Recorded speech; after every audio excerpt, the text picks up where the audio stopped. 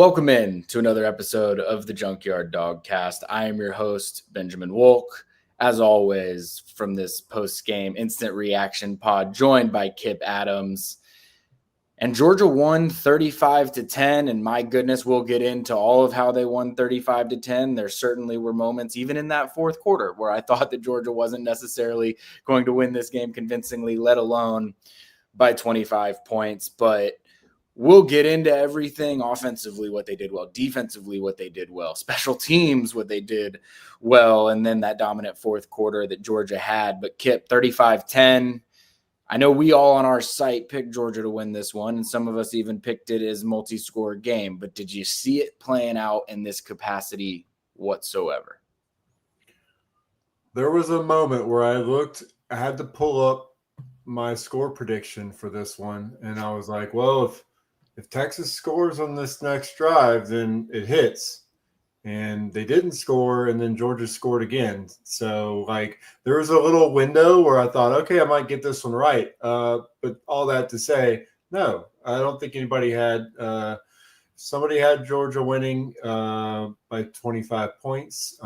Just tag us on the Junkyard because you're obviously already a subscriber, and you came in knowing something that I guess we did not. But at the same time, I think we knew that there were some parts of this matchup that looked good for Georgia. Most of those bore true this game, but I think some other issues popped up in the game that Georgia had to overcome, and yet some coaching decisions had an impact too. So I think the score might not be indicative of the overall performance, but my goodness, overall, I think that it's the outcome that matters, and outcomes are often based on coaching decisions, and this had plenty of them.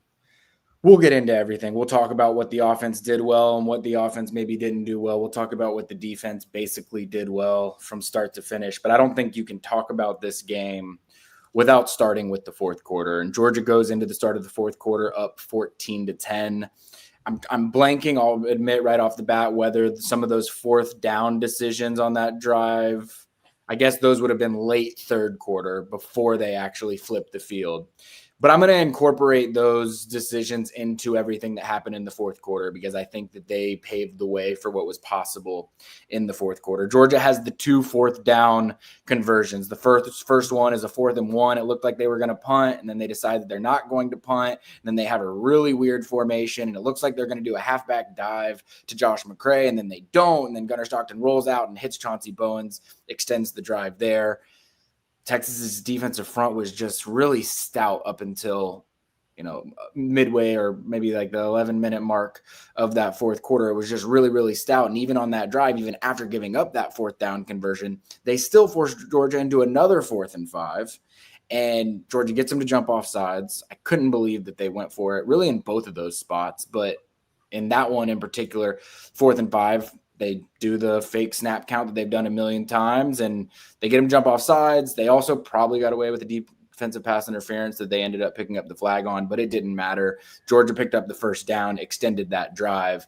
After scoring the touchdown on that drive, Kirby Smart does maybe the most unexpected thing that I have ever seen Kirby Smart do, and that is to onside kick it, executed to perfection. I don't know if when they've run it in practice, if they could have dialed it up better than what Peyton Woodring and Cash Jones executed on that play. But really, that was the moment that the backs broke for Texas. I mean, you saw defensively, there was just a loss of will after Georgia recovers that onside kick. I think from a scoreboard standpoint, you realize how impossible it's going to be against this Georgia defense the way that it was playing. And so Georgia ends up winning the fourth quarter 21-0. And when Georgia went up 35-10 with a few minutes left in the game, I'm not sure exactly what the mark was. In the fourth quarter up to that point, Georgia had 119 yards of total offense. Texas had -4. It was as thorough of an ass kicking of a fourth quarter as you could possibly design.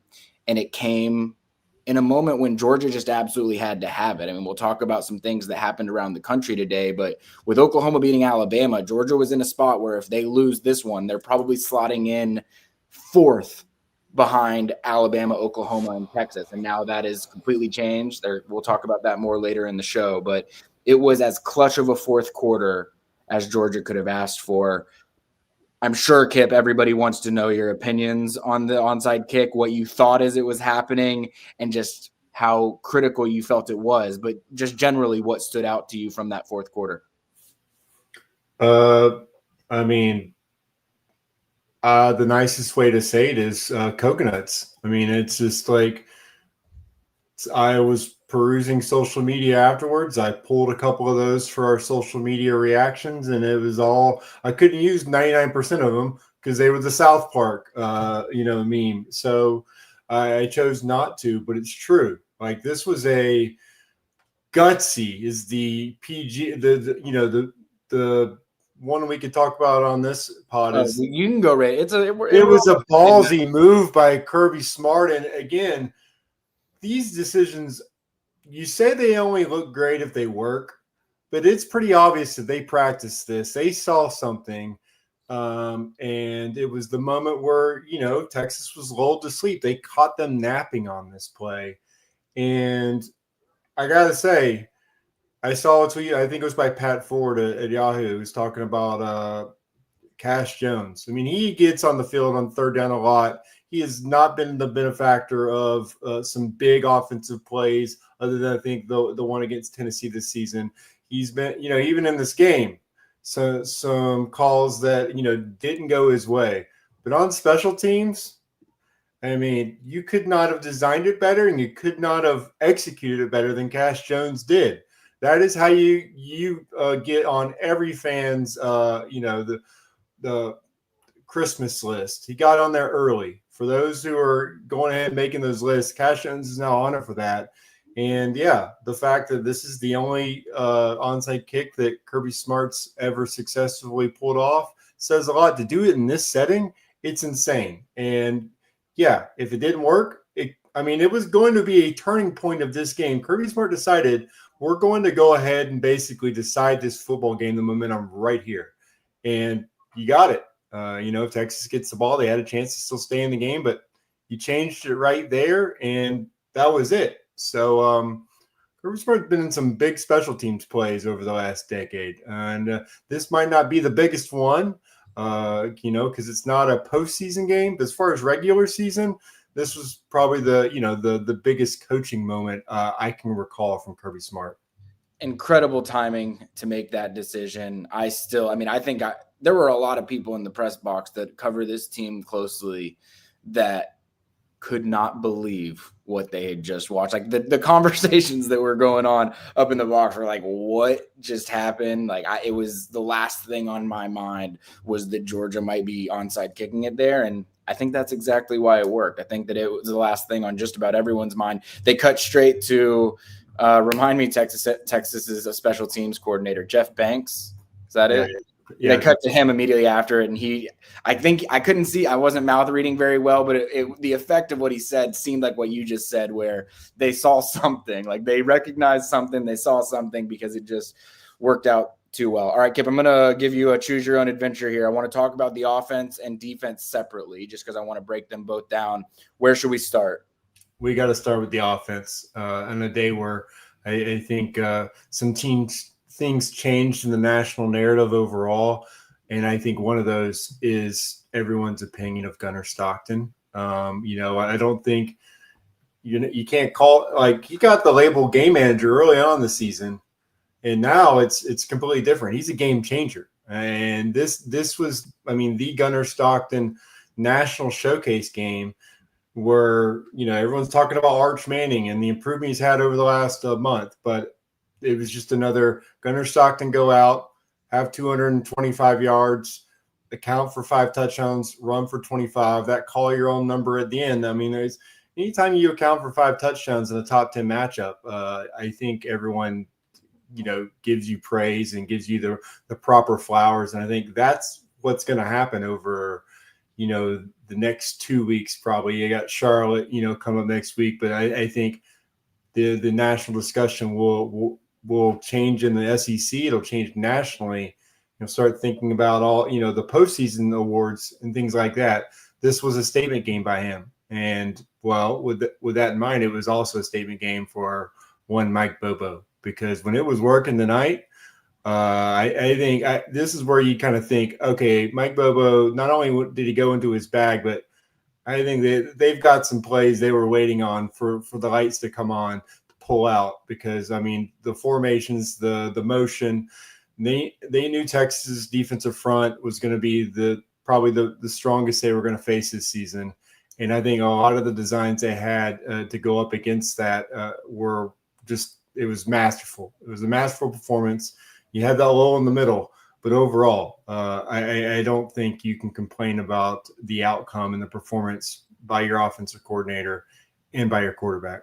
I mean, you nailed it. The way Georgia started, I mean, scores two touchdowns on the first two possessions of the game, 9 plays, 75 yards, 8 plays, 66 yards. There was that mid-game lull where they punted 4 straight times, and then Gunnar Stockton threw the interception on the second possession of the second half. I know things were getting tight there for a second, and I wasn't as dialed into the board maybe during that stretch as I was during others. I'm sure that the Bobo haters were starting to surface during that stretch of time. My vantage point on it was, you take a 14-3 lead at halftime. You want to be able to pound the rock. You want to run the ball, kill time. And until the fourth quarter, Georgia just was never able to lean on the run game really at any point. And so I think what you saw with that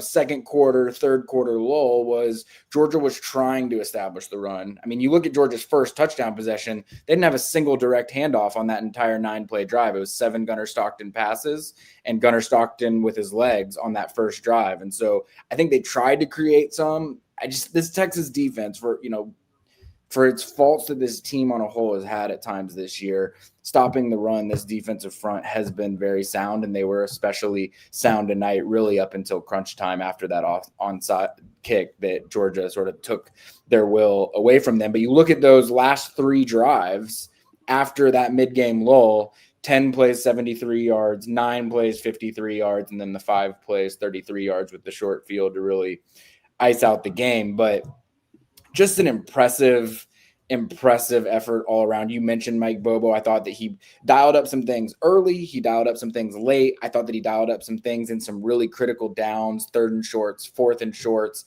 And then what they did to just make things easy for Gunnar Stockton. I mean, the London Humphreys design for the wide open big play, what they did to isolate Noah Thomas into one-on-one situations, into some smaller defenders, where you can tell that Gunnar Stockton feels like that window to Noah Thomas is so much larger than it really is. I mean, that second touchdown that he threw to Noah Thomas, he had like the tiniest little window to throw it into. But when you're throwing to a 6'6" receiver, it just feels a little bit different. I thought that was one of the best throws that Gunnar Stockton has made this year. But you nailed it. Gunnar Stockton, 24 of 29, 229 yards, 4 touchdowns. He did throw the 1 interception, which was untimely, not the right spot to do that. But I think he gets some passes in terms of the freedom that he is now showing that he's willing to play with. He's willing to take some risks. He also rushes it 6 times for 29 yards and 1 touchdown. You go into a top 10 matchup, you're already flirting with the Heisman conversation. You account for 250 plus yards and 5 touchdowns. I don't think that there is a reasonable explanation for this dude to not be in New York City. I'm not saying he needs to win the Heisman, but the knock on Georgia quarterbacks and why they have always gotten pushback on why they deserve to be in Atlanta or in New York is because the defense is so good and you're loaded with talent all over the place. And that is so far from the conversation away from the conversation that people have had about this Georgia football team. They've questioned this defense's ability to get off the field. They've questioned whether they have the same physical tenacity and toughness on the defensive side of the ball. I think that coming into the year, there were obviously going to be questions about the receiving core and about the running game because of what happened a year ago. Those have not been issues for Georgia this season, but I think that being part of the conversation coming into the season only reinforces how spectacular Gunnar Stockton has been. And you mentioned, Kipp, the national conversation is changing around Gunnar Stockton. And the way that people are talking about him right now and how they're going to be talking about him over the next few weeks has changed. But I mean, I need to be the first to put my hand up. I never saw this coming from Gunnar Stockton. In no world did I think we would be sitting here after the Texas game with me saying that I'm as confident in Gunnar Stockton as any quarterback that Georgia's had in the Kirby Smart era. And that's how I feel about Gunnar Stockton right now, because he makes big plays in big moments. Is he the perfect quarterback? No. Is he mistake free? No. But when you need Gunnar Stockton, he's there. When you need 3rd and 7, which I always said, sure, Gunnar can do certain things well, but when you find yourself in a 3rd and 7, a 3rd and 8, a 3rd and 11, like what's the drop off going to be from what Georgia had last year in the last 2 years, or really the last 4 years, to Gunnar Stockton style? And I couldn't have been more wrong about that. I mean, Gunnar Stockton I know that people nationally have had a certain conversation, but I think even locally, there has been like an unwillingness to go above and beyond in terms of how you talk about Gunnar Stockton, because they just, and maybe that's just me, but I just feel like it's important to come out after a game like this, a performance like this, and just be clear that this dude needs to be in New York, which I'm not really the guy that normally puts my hand up and says, hey, let's start a Heisman campaign. But I just think this is a guy that epitomizes the Heisman Trophy and has done everything this season statistically and in clutch moments to warrant, at the very least, being in New York City. Yeah, I can't really be part of a Heisman campaign as a Heisman voter. Of course. Yeah. I'm going to recuse myself from that. But I will say, going back to the offseason, even going back to the Kirby Smart Feinbaum interview, where he thanked Feinbaum for questioning Gunnar Stockton. Remember, that was the question. Like, he said this thank you over and over again, and you saw it in his face.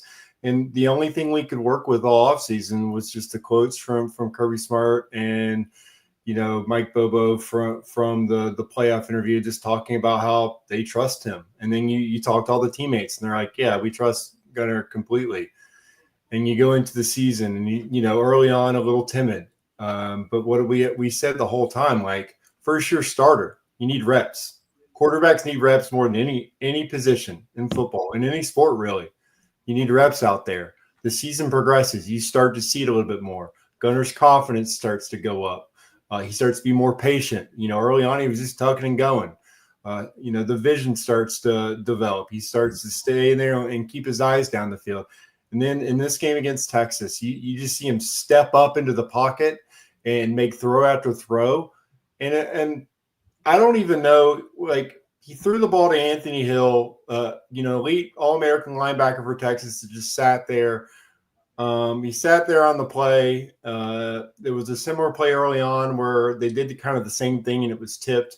So they saw something from Gunnar, and they were playing him right there. But other than that, there's not a ball in this football game where you go, oh, that one was off. Like, Gunnar Stockton probably wants that throw off, other than the interception. That tells you a lot about just where Gunnar Stockton is as a quarterback right now, to where you can't look at another part in this game and go, man, like, Gunnar didn't give his receiver a chance to catch that. Both his throws to London Humphreys, like, I said it in the game thread, I just think that it's a different velocity when he throws it to London, because he just knows. He's like, that guy's getting separation. I'm going to fire it in there early.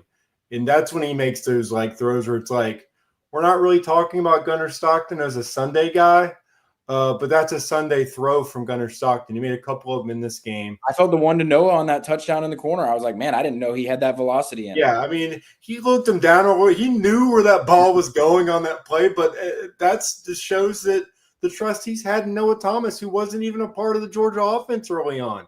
Now Noah Thomas has 3 touchdowns, and you're like, okay, he's probably going to be good for a touchdown a game moving forward. And, when Kobe Young went down, that was the question mark. He steps right in. And Austin Luckley, that, like, we were waiting on it for them to happen. But Oscar Delp, Austin Luckley, they're part of the offense now. It changes everything for pass protection, changes the entire offense. Elias Williams is probably the only guy out there that wants to throw back, because he kind of, he didn't read the ball. He didn't know that it was coming in to react to it. But I just think that kind of game, knowing that this is just, you can just lock that kind of game in. Like you said, even when Stetson Bennett was around, like, it was kind of an X factor. He was just going to go out there and backyard ball a little bit. I think with Gunnar Stockton, it's like, 230, 4 touchdowns, just put them in there. And I just think that having something that dependable offensively, it might just be the perfect quarterback for a Mike Bobo offense. Mm-hmm. No, I completely agree with that. Just for some statistical recap for the game, Georgia finished with 357 yards of total offense, 229 passing, 128 rushing. Only had one penalty for 15 yards. I guess that would have been the Zion Branch defensive pass interference, which I thought was more of a defensive holding. Not that it would have mattered. It would have been a first down either way, but I just thought that they got the call wrong personally in terms of how they described it.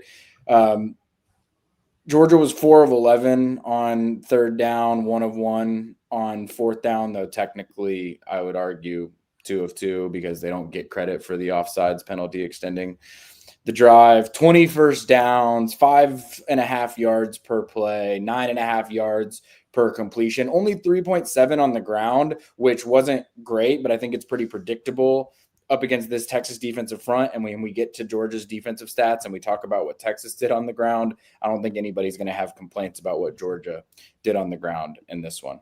All right, Kipp, let's pivot over to the defense.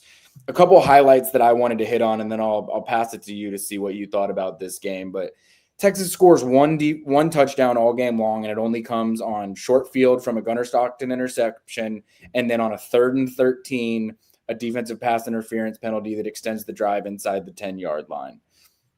That's kind of old school vintage Georgia defenses that we've been talking about, where it doesn't matter what you do, Georgia's going to find a way to make stops. And this felt a lot more like a 23 type of defense than a 25 type of defense, in my opinion. I just mentioned Georgia's run game. Texas rushed for 1.4 yards per carry in this game, Kipp. I know some of that is inflated by Georgia was actually getting to the quarterback a little bit more, so that skews the numbers a little bit, but not really. I mean, not really, to be honest with you. 1.4 yards per carry, that's just really unheard of. I mean, Texas was only 2 of 12 on third down, and then when you go look at Georgia's sack numbers in this one, which has obviously been a issue for Georgia so far this season, not just sack numbers, negative plays in general. 7 tackles for loss with 1, 2, 3, 4, 5, 6, 7, 8 different guys getting involved on those tackles for loss. And then 3 sacks with 3 different guys getting involved in those sacks. For all of that to happen without CJ Allen for the majority of the game, I think that's going to change the way that people view the potential of this defense moving forward. And, I've been talking for a long time, and you have as well, that this pass rush is what it is. Like, Georgia's ability to create pressure and get in the backfield kind of is what it is. And you have to find a way to scheme around that and live with that. Maybe it's just the way the last 2 games went, and we shouldn't read too much into it. But if we were to read into how these last 2 games went, it feels like Georgia is getting more and more comfortable with blitzing and also finding ways to get to the quarterback even when you're only rushing 4 or 5. I thought this was Georgia's best defensive performance of the year, and the first half in particular I don't think was really close. It was the best defensive first half of the season. Kit, I gave the Georgia defense an A grade on this one. I think that that's pretty fair. What do you think? I mean, if I'm going A minus of a nitpicking there, Arch Manning had some clean pockets for part of the game, and Georgia was the benefit of some drops. Like, I feel like, it kind of the Longhorns got a taste of what Georgia dealt with last season. There were some drops in this game that halted a couple drives. But you know what? The Georgia's defense was also resilient and put in some tough situations whenever Georgia's offense was bogged down. When they had the 5 possessions in a row where they had like 4 punts and then the interception, you're put up against it. And I think the defensive front, Gabe Harris, outstanding game. Elisha Griffin showed up. Like, it was noticeable the presence that he had out there. Christian Miller, Xavier McLeod were guys that I don't know what the box score even says. I just know that they were taking on blockers and allowing other guys to make plays. Also, wrote about him last week. It showed up today. Zayden Walker. Whew. We were like, okay, like whenever he got like 13 snaps on the road and gets like 3 pressures and a sack, having not played on the road at all, and his season high was 7 snaps twice going into that, you're like, okay, the freshman's coming on. This is the time of the season where you start to figure out like which first-year players are going to be called upon. My goodness, man.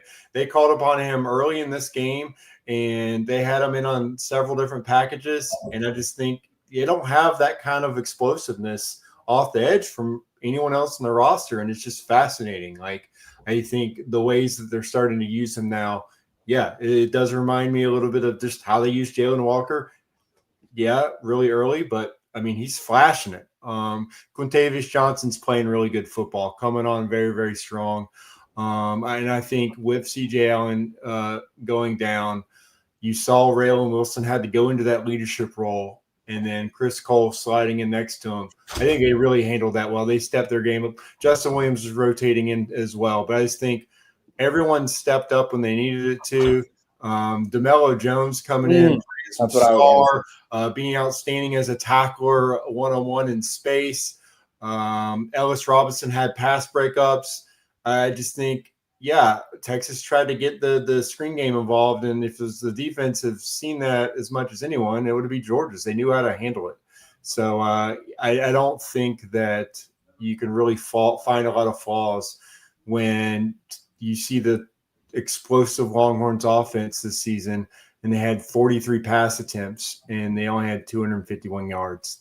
You take that every single time with a guy like Ryan Wingo out there. So, yeah, I just think it was. I don't want to say that they're coming together or that they chose the right time to peak, but they didn't choose a bad time. Yeah, I think they picked a pretty good time to peak, and who knows? Maybe they're not even quite fully peaked yet. You mentioned some individuals that I did want to shout out. I mean, it feels like Chris Cole is just anytime he makes plays, I'm just like, man, this guy is going to be so good for such a long time. You called out Zayden Walker, which I absolutely wanted to as well. We've seen a lot more of Elijah Griffin this season. We've seen a lot more on the offensive side of the ball of some freshmen, but Zayden Walker coming into his own, starting to get packages here and there, and you see the athleticism pop when he's out there. You mentioned DeMello Jones. You do game balls, so I don't want to step on your game balls toes, but I'll do helmet stickers. I got to give a helmet sticker to DeMello Jones on this one. I mean, he didn't do anything like wildly game changing necessarily, but consistently stepping up in space, making tackles, having that physicality, made a couple of plays on the ball in coverage as well. Really the whole defensive backfield, I would say, had a superb game in this one. I mean, outside of that one defensive pass interference penalty that Zion Branch had, just a lot of great plays in coverage. Yes, Arch Manning probably missed 1 or 2 down the field shots that could have changed the game a little bit, but I think Georgia having a much more reliable pass rush today had a lot to do with that. And you mentioned someone, Quintavious Johnson, had a play, and I'll have to find out exactly when it was, but I think it was on either Texas's second possession, where they were just running play action, and Quintavious basically blew up the running back as well as the tight end that I think that they were having leaking out on the play action, and it resulted in Arch Manning kind of just throwing one away, more or less. I thought that Quintavious Johnson, at a position group where there hasn't been a ton of impact this season, is just improving week over week over week. And we know he's very sound in the run game, but seeing him step up more in some of those pass rush situations, I think is going to help Georgia a lot down the stretch. All right, we're going to take a quick break. When we come back, we've got an update from Kirby Smart about CJ Allen and what you should expect from him moving forward. We're going to talk about some scores around the country, which we normally do at the end, but we're going to do it before the end because I think some of the things that happened today are going to have some impact on the landscape of everything and what it means for Georgia and what it's going to look like next week and what it's going to look like going forward. So we'll talk about all of that coming out of the break. I will say before we go to break, please subscribe to Dogs 24/7. If you are watching right now on YouTube, please subscribe. It really helps us out a lot. If you're watching on X, we appreciate you as well. Shoot us a follow over there. If you're on Facebook, please give us a like and thumbs up on that side as well. All right, we'll be right back. We'll give you a CJ Allen update, and we will talk about what this means for Georgia the rest of the season.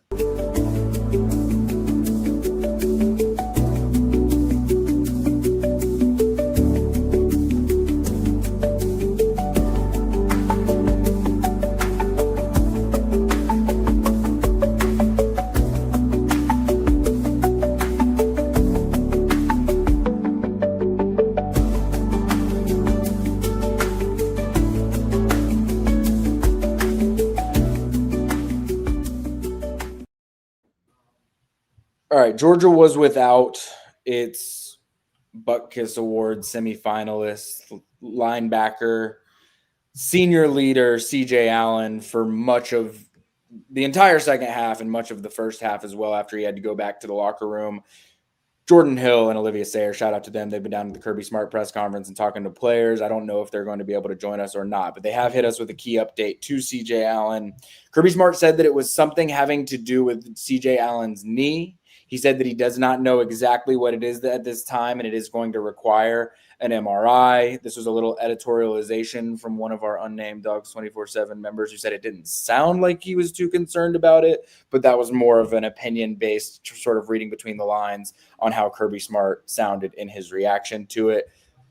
Kipp, how much cause for concern are we looking into this here? Well, I mean, an MRI is nothing to take lightly. That means that, they want to make sure they don't know. I think, if Kirby talked to him and you get told you're good, it's not exactly a scientific analysis. Is it positive? Sure. If CJ feels he's good, I mean, yeah.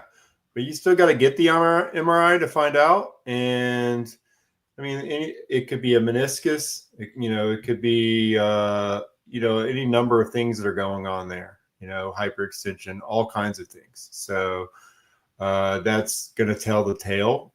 I think if you're Georgia and where you're at in the season, I mean, you're not thinking about Charlotte right now. You're thinking about, are we going to have him available? I mean, Georgia Tech's not even something that we're talking about here. We're probably talking about postseason games. And so I think overall, if that's the outlook, yeah, that's probably overall a positive, is that they think whenever they're playing postseason football, whether it's in Atlanta, whether it's in a playoff game, they'll probably be able to have C.J. Allen available. But that's still a pre-MRI assumption that's being made. So, and again, like we talked about, if there's a position on this football team where maybe you could play a game or two without one of your best players, it's the linebacker group. That being said, he's the heart and soul of this defense. And for them to go out there and play the way they did without him, I think that's something that they knew that they were being held accountable to step up, that they saw their teammate go down, and basically we got to keep playing up to his level for him, and because he's one of the top 3 or 4 team leaders out there. But yeah, overall I think we're assuming, we're making assumptions left and right, we're speculating a little bit, but yeah, I think it's not the worst case right now, and we don't know if it's the best case yet.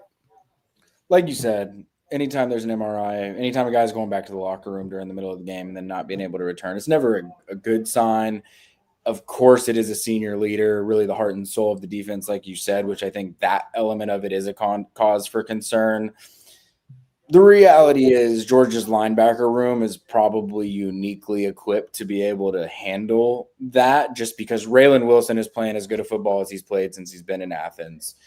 Justin Williams gets better and better by the week, and I think you're going to be hard-pressed to find an inside linebacker more physically capable than Chris Cole in all of college football, quite frankly, but certainly, what Georgia has in its locker room right now as well. So not ideal, but I think if you can survive these next couple of weeks without him and get him back healthy, if Georgia makes it or doesn't make it to the SEC championship game, and maybe gives you even a little bit more rest to get you prepared for a playoff run. So we'll just have to wait and see around Monday what we hear from Kirby Smart when it comes to CJ Allen. All right, Kip.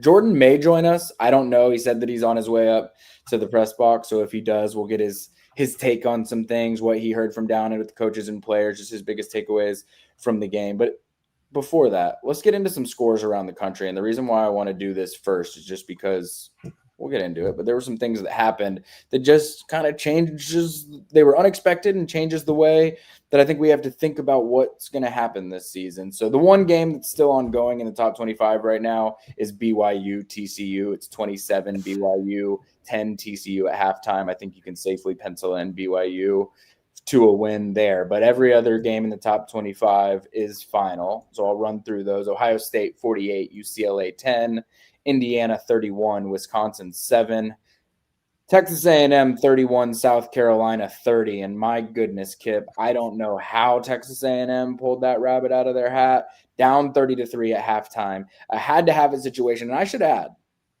if Texas A&M doesn't come back in that game, Georgia would have clinched a spot in the SEC championship today, which it felt like the same thing kind of happened last year, where all of a sudden we're not talking about Georgia in the SEC championship game, and then next thing you know, they're the first team to qualify for it. That almost happened today. I mean, we were about as close as you could be to that having happened today. But I think that the game that everybody wants to hear a little bit more about, and the game that is going to have potentially an impact on what happens with Georgia moving forward, we'll see. But for the second year in a row, Oklahoma beats Alabama, this time in Tuscaloosa, 23-21. Ty Simpson wasn't the best version of himself in this game, but once again, Brent Venables' defense proves that it can create some chaos for opposing teams, and we know that Alabama hasn't run the ball effectively so far this season, and when you run into a team that rushes the passer like that and can create some of that confusion and havoc like that, it was clear that Alabama was not functioning on perfection today. Kip, one, you probably watched a little bit more of that game than I did. How did it happen? And two, what do we make of what all that means? Well, I mean, I think what we make of it is that, like, today was the first time all season that everyone was just spamming that SEC standings tiebreaker website to figure out all the different. I mean, we were going through 4 or 5 different situations today. And I think that's where we are in the season. And I think that kind of just shows you, again, regular season matters. SEC championship still matters. And it's just fun. I think with the way the conference is right now, like the Oklahoma and Texas joining the conference last year, I mean, it added some entertainment value. And now you kind of have it. And I think, like I said earlier about Gunnar Stockton, maybe the narrative changes a little bit with Ty Simpson now. I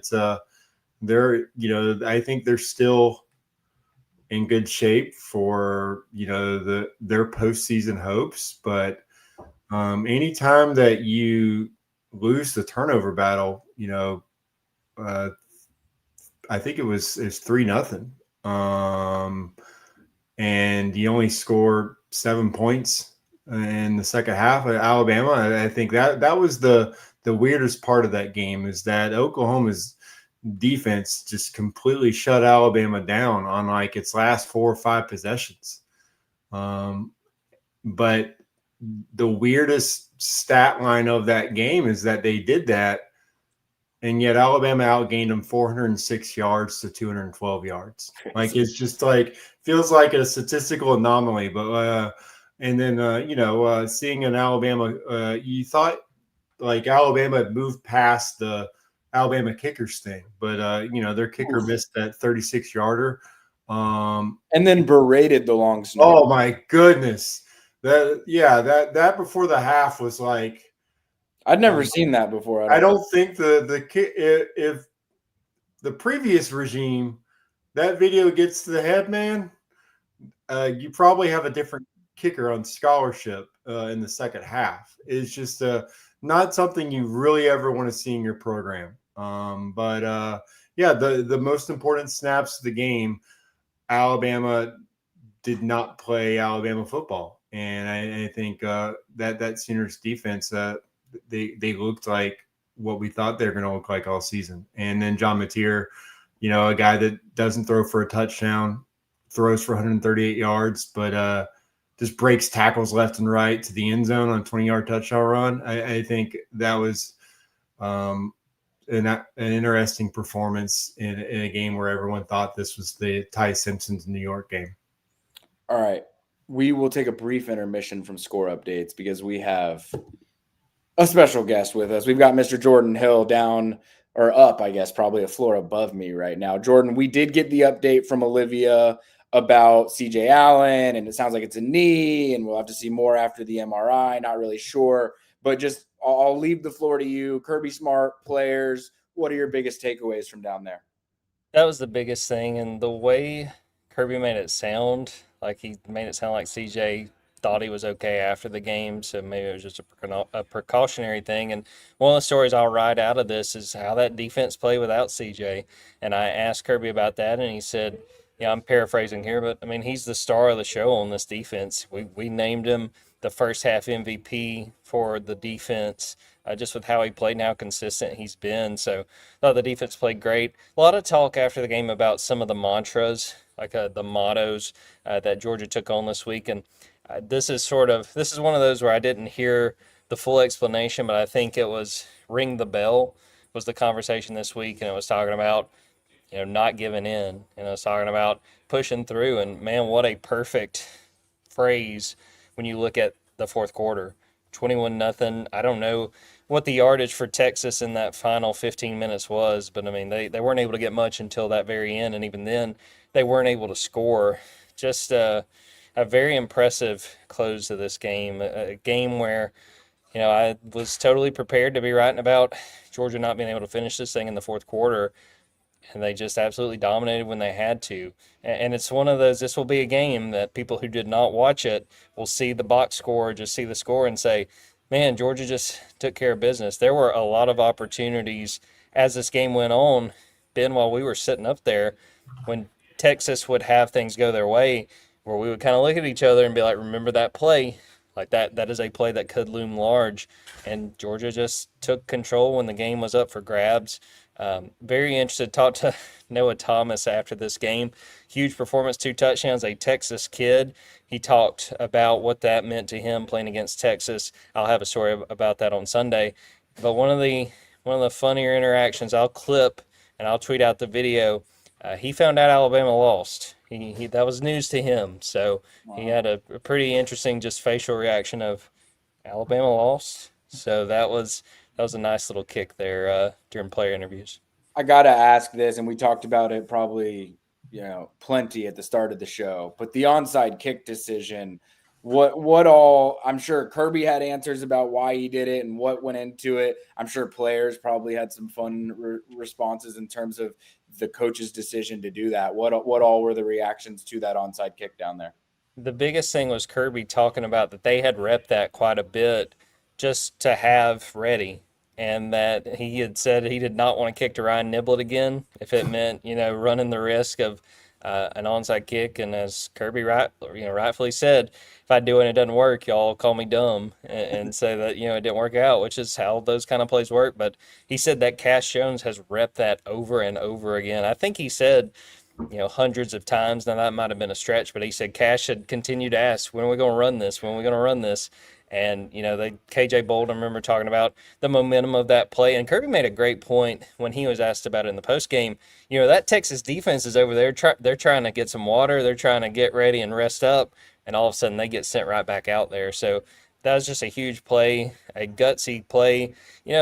Kirby's got a knack, as much grief as he got, in that SEC title game where he puts Justin Fields out there, it doesn't work. I think about, some of the fourth down calls. I think about him sniffing out that Ohio State fake and calling a timeout. He's pretty, I think he's hit more often than not when it comes to these sorts of plays, and that was huge. I mean, it felt like from there, especially with the offense following that with a touchdown, that was a huge thing. And we got to say it, Ben, because we were guilty of talking about Cash Jones and, he has that onside kick, and then he cuts a third and probably 12 or 13 down to that 4th and 5, and then Georgia gets Texas to jump. Cash Jones makes some big plays, as much grief as he catches, and as much as the fans don't know why the coach is using him. Cash Jones was part of two really big plays, two momentum plays that helped Georgia on Saturday. And I'll say this, I get it. I understand the pushback that folks have about Cash Jones. You just got to accept it. He's not going anywhere. He's going to get his reps. You can sit there and drive yourself crazy and complain about it every single week, but he's going to get the same 5 to 10 snaps in the same 5 to 10 situations that he gets every single week. And that is not going to change 10, 11 games in to Georgia's football season. All right, Jordan, when you hopped on, we were midway through score updates. Do you want to hang tight with us, or do you want to go, get some work done up there? Go ahead. Let's keep it going. All right, cool. So we just did Alabama, Oklahoma. I will get your thoughts on your surprise level that Alabama dropped that one. Yeah, I didn't see it coming. I think in our expert picks, I had Oklahoma covering, but not with the thought that Alabama would lose that game. And man, Brett Venables, he's got Kalen DeBoer's number. They know how to stop that offense. And just fascinated with the close of this Alabama season, particularly the Iron Bowl. I mean, an Auburn team with nothing to lose. DJ Durkin trying to earn that full-time job. Weird things happen in Jordan-Hare, man. If I was Alabama, I'd be careful because that loss today was a significant hit when it comes to their playoff chances. So that Iron Bowl, I'm very glad that Georgia Tech is on Black Friday. We can watch that Iron Bowl and maybe do a little bit of work coming off that Friday game, but be mostly focused on that one. Yeah, I was about to say, don't make me work too much that Saturday, Jordan. All right. Texas Tech wins 48-9 against UCF. Ole Miss wins 34-24. I think it was 24-20 Florida at half, so Ole Miss really takes control in that second half. I know Florida fans went to Oxford with the full mission of hiring Lane Kiffin. We'll find out in the future if they were successful in that venture or not. Notre Dame wins 37-15 on the road at Pitt. Utah houses Baylor 55-28. Utah's playing really good ball right now. Miami wins 41-7 against NC State. And then Georgia Tech, this is one we were watching up in the box at the end of the game, and I wasn't dialed into it from start to finish, but Georgia Tech sneaks one out against a one-win Boston College team, 36-34. That's Georgia's next Power 4 opponent, or last Power 4 opponent that it has on its schedule. What do we make of Georgia Tech right now? It feels like they're not playing great football, but I don't know. I think that their defense, a few weeks ago when we were talking about the road ahead for Georgia, I was like, that Georgia Tech game, I think Georgia could lose it. I've changed my tune. I don't think that Georgia Tech defense is going to be able to get enough stops. I think Haynes King is going to will that into a game, but Boston College shredded Georgia Tech today, and that Boston College team has one win. So I think this Tech defense, man, is not up to the challenge when it comes to playing Georgia. No, I completely agree with that. USC beats Iowa 26-21. Michigan beats Northwestern on the road. Hypothetically speaking, if you had Northwestern winning that one outright as a plus 10-point underdog, heartbreaker for Michigan to pull that one out on the game-winning field goal in the final seconds. Virginia goes on the road and beats Duke 34-17, which technically was an upset because Duke was favored by 5.5 for one reason or another. Tennessee wins 42-9 against New Mexico State. Navy beats South Florida, so you're probably going to see a different name.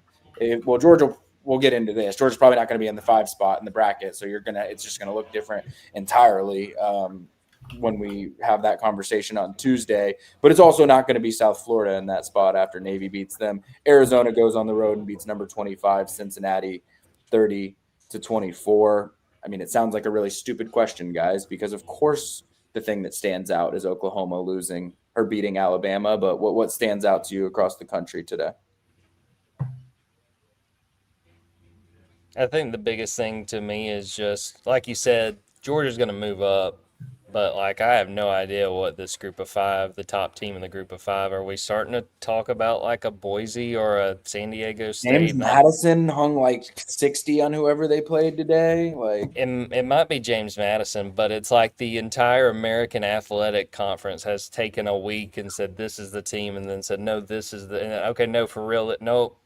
I mean, I think the American has knocked itself out, and I'm fascinated to see out of this year, no matter how it plays out, if there is a push of do we really have to include these group of 5 teams? I'm not saying that should be the case, But it's like, I think whoever gets it this year, man, I don't think they're going to hold up well with whoever they play from the power conferences.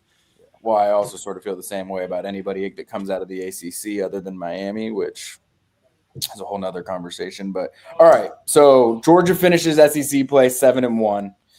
They are 8-2 or 9-1 right now, going into week 13 against Charlotte. Like we've mentioned already, like when the committee's new rankings come out on Tuesday, Georgia's going to jump up to the number 4 spot. I mean, I think that Ohio State will slot in at 1, Indiana at 2, Texas A&M at 3 after dodging a bullet. But Georgia will jump up to number 4 with Alabama's loss, which means they will show up as having a first-round bye in the fictional bracket that you see on Tuesday. I don't even know if I can fully process what Alabama's loss means because I haven't even done the full tiebreakers and if this team loses or that team loses or what everything means. We know that if Texas A&M loses to Texas in 2 weeks, that Georgia will be playing in the SEC championship game. It's possible that Alabama could lose again. It's possible that some weird 3-team tiebreaker scenarios play out. But I don't think there's any way to spin this one other than this was a good weekend for Georgia, getting a must-win against Texas and then having a team ranked ahead of it in the college football playoff rankings, dropping one. What do we think this means? I'll start with you, Kipp. What do we think this means for Georgia these last 2 weeks? Well, I think as far as just getting healthy and, trying to put together Georgia football the next 2 weeks is still important, and good luck getting anything about Atlanta or beyond out of Kirby unless you just want to, take an easy L. But I do think that, you can start looking at some of the other opponents. And like you said, if Texas wins, Georgia's in. And then Jordan mentioned, if Auburn wins the Iron Bowl, I think that means it's probably Georgia Ole Miss at that point. I think that's the other matchup is assuming they beat Mississippi State. If they win the Egg Bowl, then you have a rematch there. But yeah, Georgia is now in a spot to where if one of two things happen, they will return to Atlanta, and it'll probably be a rematch game against either Alabama or Ole Miss. But if Georgia takes care of business the next 2 weeks and doesn't play in Atlanta, they're still in great shape. I don't know if they'll stay as a top 4 seed, but I think you got to like where Georgia is just for postseason play, just for the overall playoffs right now, whether it's a 4 seed or 5 seed. I just think they're in a great position right now to maybe get a top 4 seed. And we're having that same debate we had a year ago to where everyone's saying, do you want a first-round bye? All the teams with byes lost. And at the same time, I think right now, overall takeaway is you beat Texas 3 times in, 13 months, okay? Yeah, that's an incredible stat. It was Texas's first time in Athens, and it's a time that it is a trip that they will not be able to forget anytime soon.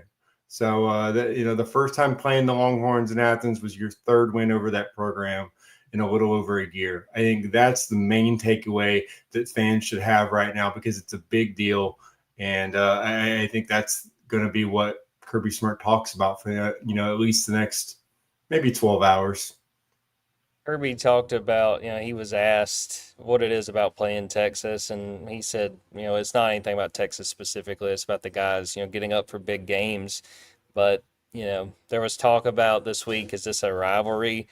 And right now, Georgia is to Texas what Alabama is to Georgia. It's like you've got to win. You got to hold up your side of the bargain for it to really be a rivalry. Alabama's dominating Georgia and continuing to do so. Georgia just so happens to be doing that with Texas. All right, fellas. Appreciate you, Jordan, for hopping on after players, and Kirby, Kipp, as always, appreciate you for joining Postgame. As well to everybody who watched or listened on YouTube, Facebook, Twitter, anybody who is listening after the fact on Spotify or Apple Podcasts. We appreciate you wherever it is that you watch, wherever it is that you listen, whenever it is that you watch or listen. Please like and subscribe on those platforms. We appreciate you very much. And also, if you've enjoyed this, please go subscribe to Dogs 20 dogs247.com as well. I said this last week. I'm going to continue saying this. We are hitting a peak time when it comes to Georgia football, Georgia basketball. Signing day is coming up here pretty soon. There's a lot of coverage that you're going to want to get, that you're going to need to get, that we are going to be providing for you over at Dogs 24/7. So come join Jordan, Kipp, myself, and Olivia Sayer over at dogs247.com. Gentlemen, somehow, I don't know, Georgia wins 35-10. You would think that I was saying that this wasn't a weird game, that things weren't crazy, but it still felt like another crazy night in Sanford Stadium. But Georgia pulls it out 35-10 in the final game of the SEC schedule. Georgia will be back next week in Sanford Stadium, 12:45, Jordan, is that right? 12:45 against Charlotte for what will probably be a snoozy afternoon compared to what we just experienced in Sanford Stadium, but I think it'll probably be a little bit of breath of fresh air, sigh of relief for folks as well after the gauntlet that Georgia just went through in SEC play. So for Jordan, for Kipp, I am Benjamin Wolk. This was another episode of the Junkyard Dawgcast. Georgia wins 35-10, and we'll see y'all next time.